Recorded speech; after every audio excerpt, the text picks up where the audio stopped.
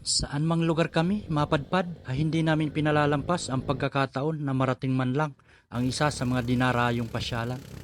Kaya't halina at mamasyal tayo sa napakagandang probinsya ng Laguna.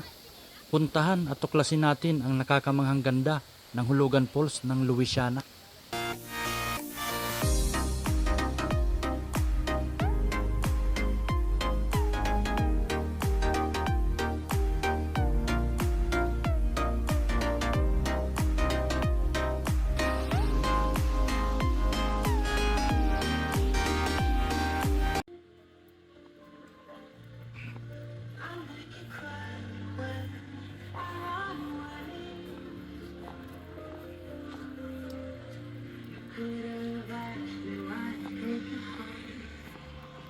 While exploring the beautiful town of Louisiana, Laguna, ay nakita namin ang tagong lugar na ito na kung saan ay pwede kang mag-order at kumain ng iyong favorite foods habang nag-i-enjoy sa amazing view in cool ambience.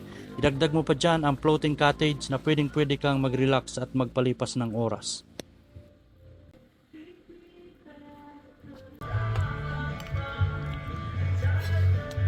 Kain tayo.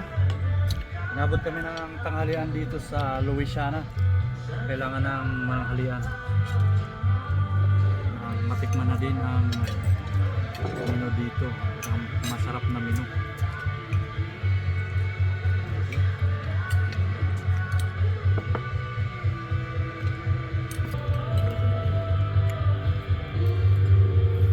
Sarap kumain dito kapag ganito ang place.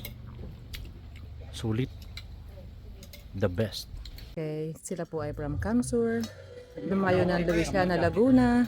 Dito sa Bricks Hideout. Nag-lunch po sila. Okay. Camarines Norte. After naming mag-lunch ay tinahak na namin ang daan patungo sa aming susunod na destinasyon, ang Hulugan Falls. Dito kami sa registration area. Kailangan mag-register muna bago pumunta sa area. Ito yung mga falls dito na pwedeng puntahan, 3 falls. Kailangan namin sumakay ng tricycle papunta dun sa lalakaran papuntang falls.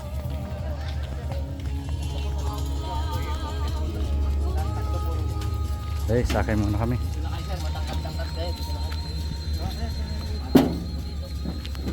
Grabing palusok. Bubusin ang tricycle. Bawal magkasalubong.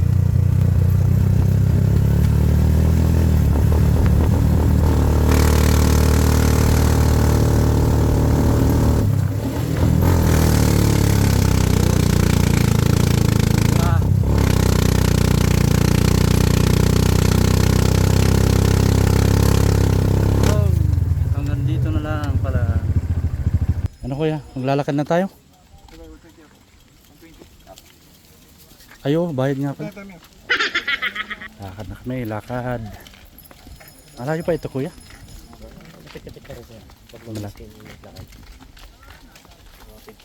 Pagpapawisan kami. Sigurado. So nag-uumpisa na kami maglakad. And according sa aming tour guide, 20 to 30 minutes daw ang lalakarin namin bago marating yung Hulugan Falls. Buti hindi umulan ngayon dito kasi malaboy. Dito kitang kita pa ay natutuyo pa lang yung mga laboy. Malapit na ba? Habaan na. May kalayuan. Nagkahapot todos. So ang target area nga pala namin ay ang Hulugan Falls dito sa Louisiana, Laguna. Bali 3 falls daw ito pero bali ang target namin ay yung Hulugan Falls lang muna. Yun daw yung pinakamalapit. At yung dalawa ay mga oras pa kung lalakarin. So dito mga 20 to 30 minutes lang daw.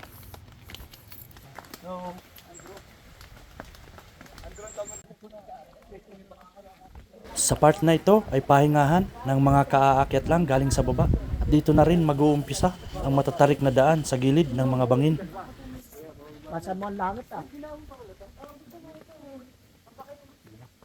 Lalim Andrew, bigyan mo kami dito. Oh. Kasi, Ito mo Andrew, kung gaano kalalim.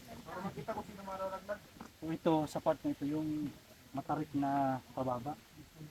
Kailangan dito mag-ingat. Sige, follow mo kami ha. Yeah, may picture. Andahan Andrew. Namaan ka. Masumpig ka sa pingi ay. Kapupulutin yan sa baba.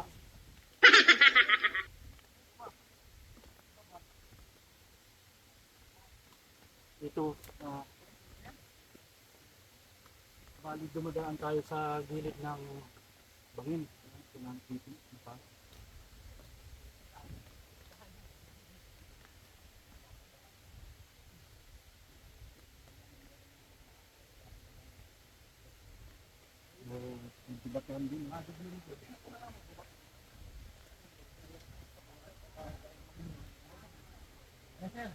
Magbubuluntahan ka ba?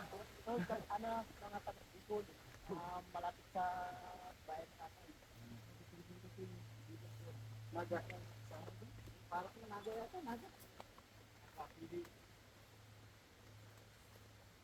Ay, ito ba kuya?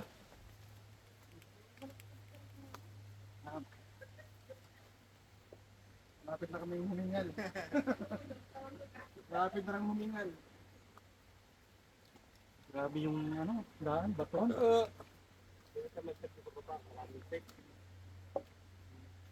So, yung mata. So, pagdating po sa baba, wala din maalis ang padot. Sigurado, sir. Sana ako. Kami sexy ron.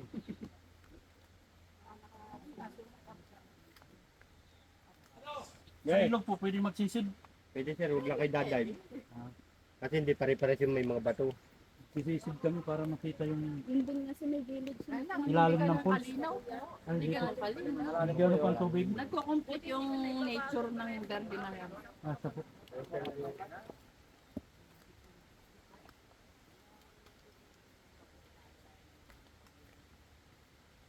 Ayan. Talagang medyo ma-thrill ang ano. Ang daan. Andrew, ayos ka lang, Andrew. Pare Andrew. Andito kami sa ano. Parang kalagitnaan pala ito ng pababa pero nanginginig na yung mga tuhod namin. Sobrang tarik.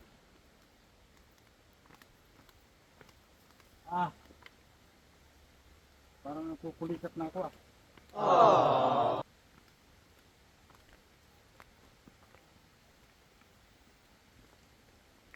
Ito yung hinaharap naming adventure. Ng mga adventure ng mga probinsyanong gala.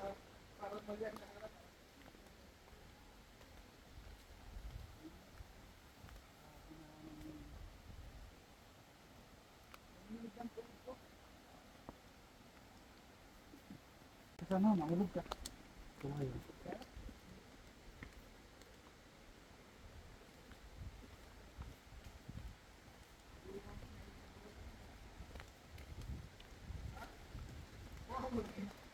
Parang gusto talaga. Yung ano, hindi magpalibos pa pag nagkaroon ka.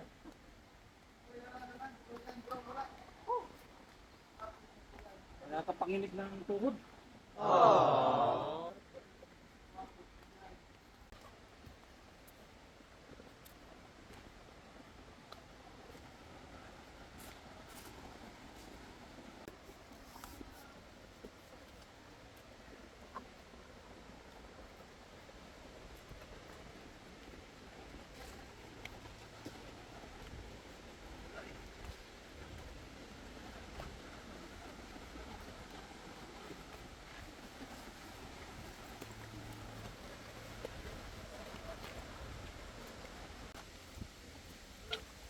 So dito, ayun na yung ano, Hulugan Falls. Lapit na. Mahirap lang talaga yung pababa. Madulas. Yung anong mga pauwi galing ilog. Matapa yung mga damit, tumutulog dito sa batuan.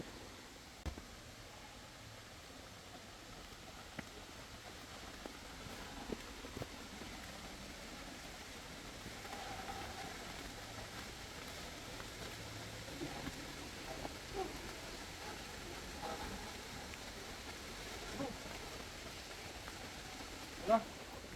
Tatasi ka, ano po, tugod.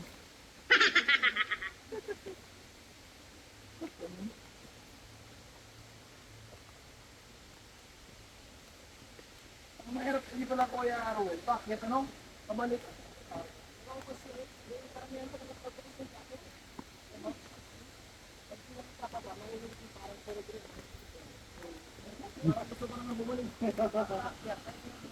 Balik na tayo, balik.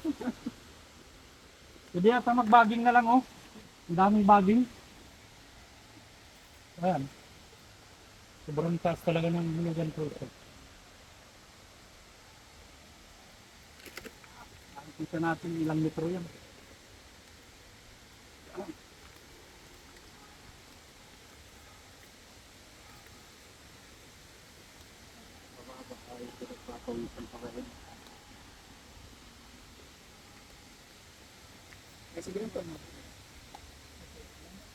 Dahan-dahan at ano, bato. Baka masingkig tayo sa bato. Luhay lang. Bicolana, parang Bicolana si ate. Okay. Bagay. Ano ka na pwede dito, guide? Oo. Gulpi pa lang talagang ano din dito, Bicolana. Saan kayo sa Bicol? Sa ano po, sa Norte, dahil. Dito ate. Yun. Ano?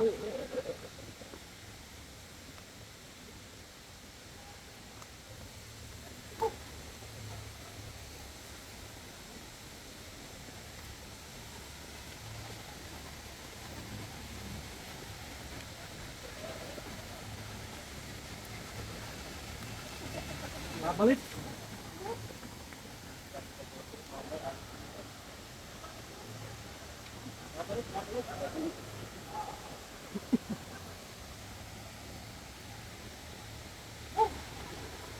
Yun. Dito ako sa video. Ganda. Bang taas. Malapit na kami. Tatalino. Tatalino. Daming ano, dami rin turista. Kahit napakahirap yung daan. Nakikita mo, daming namamatay.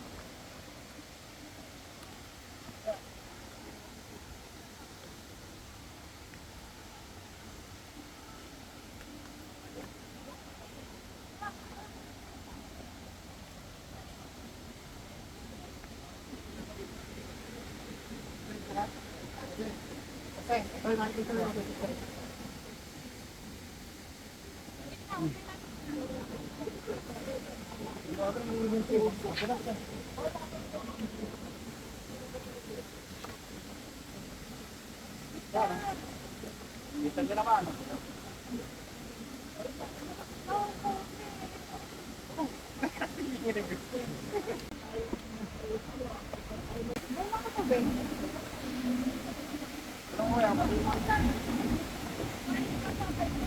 Yan sir, bali pag pumunta tayo doon, tayo mababasa nung Antias ng...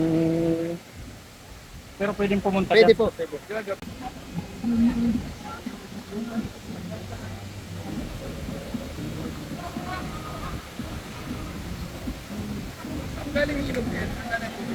Sa taas po sir, sa mga tubigan, mga bundok. Malinis po yan sir. Mga bawal na po dyan yung mga ano, yung mga nag-aalaga ng mga baboy, bawal na. So dito, ramdam na ramdam mo yung ano, yung ambon. Maambon yung falls dahil sa sobrang taas niya. Ang daming tao doon, sa harap.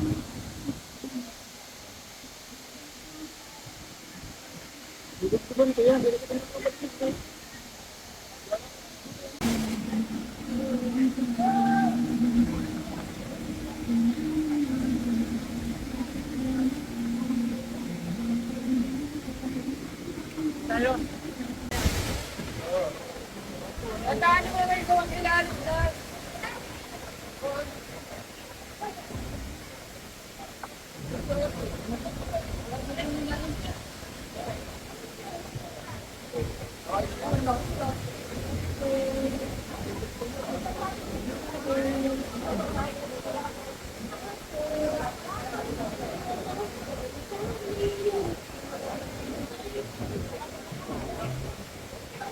Hoy!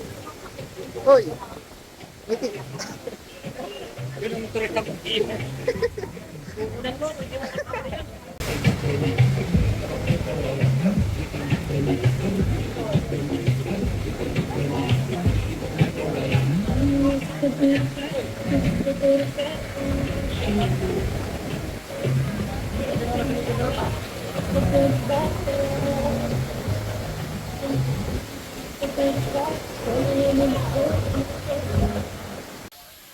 Ito yung pinakabukana ng falls, may maliit na kuweba sa bandang kaliwa at puro batuhan naman sa may swimming area.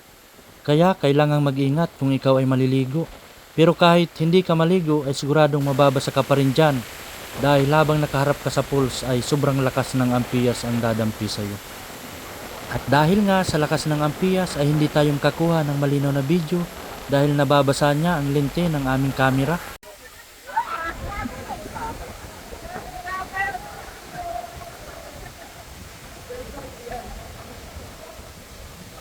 Kaya matapos ang ilang sandali ay naglakad kami papunta sa may kuweba para makaiwas sa sobrang lakas ng ampiyas dahil basa na din talaga kami niyan at syempre para makapag-decide na rin kung kami ba ay magsiswimming upang sulitin ang pagkakataon habang kami ay nasa Hulugan Falls. Ngunit ilang sandali pa ay may biglang sinabi sa amin ang aming tour guide. Sir, ma'am, doon po tayo sir. Baka po tayo yung ano. Sa banda ron para cover po tayo pa may magtabog na bato. Tugo kasi sir, gumuho yan. Kaya bawal na nga rin itong pwesto.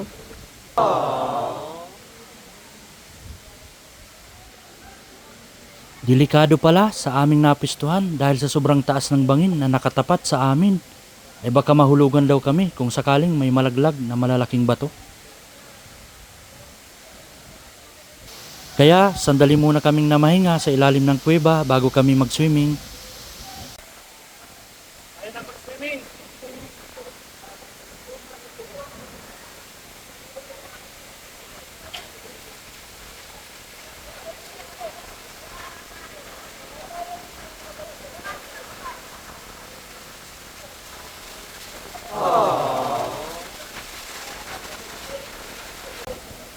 Ang gagawin po namin ay napakadelikado dahil nakikita nyo naman ang lalaki at ang tatalim ng bato mula ibabaw hanggang ilalim po yan. Ngunit may basbas po kami dyan dahil dapat ay nakasuot kami ng life vest. Pero ginawa po namin yan hindi dahil para gayahin ng iba o magyabang, kundi dahil kami po ay marunong lumangoy at sanay din po kami sa mga ganyan na terrain. Sa kabila ng nakaambang panganib sa aming paglangoy dahil hindi mo makita ang ilalim ng tubig, dahil medyo malabo ay andun pa rin ang aming galak na ma-experience ang maligo sa nasabing falls. Once in a lifetime na experience lang ito, kumbaga, kaya sinusulit talaga namin ang bawat sandali habang kami ay namamasyal sa isang lugar.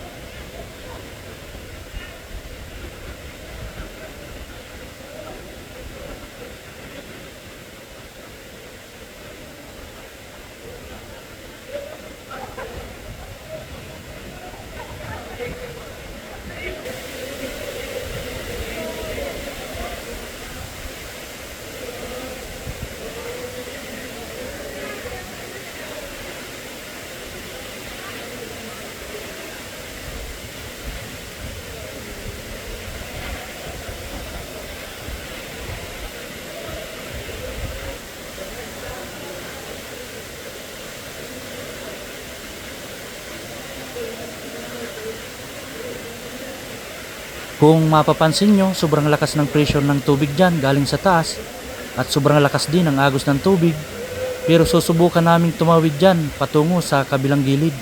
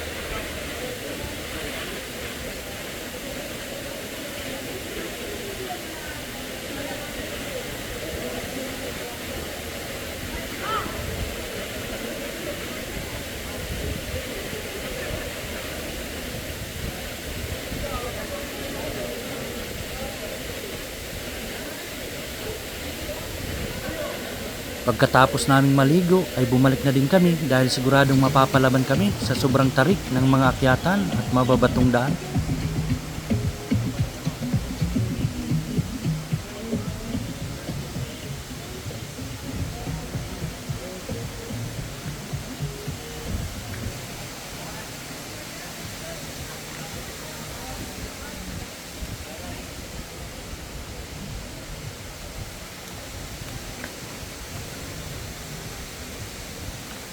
Ito naman yung ibang highlight ng aming adventure. Mas kinakapitan si Kuya Rowel, makakasakap yan. Sanay-sanay na yung dikdik. Home ng kurbada. Ilang kurbada yan ni Kuya Rowel? Nga. Ilang kurbada ito? Paligo-ligo, sir. Ilang liko ito? Dalawa lang. Kaliwat. Ano sagot? Kaliwat yan. Dali mo kami siya. Yung iba yung marami sasabihin.